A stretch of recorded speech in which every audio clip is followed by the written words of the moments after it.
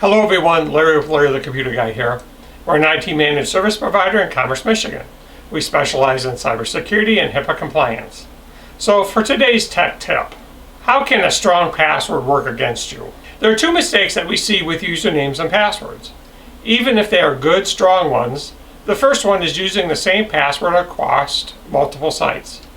The second is using the same email usernames and prefixes across multiple free email services.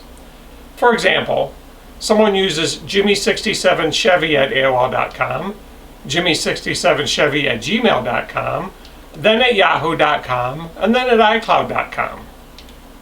When you use the same password and the same username across multiple sites, you make it easy for a cybercriminal to compromise multiple accounts of yours. With the first part easy to figure out, they can get access to other online services and data, or even spoof your email address to others. Variety is the spice of life, so make sure you're using unique, strong passwords along with unique usernames or free email accounts.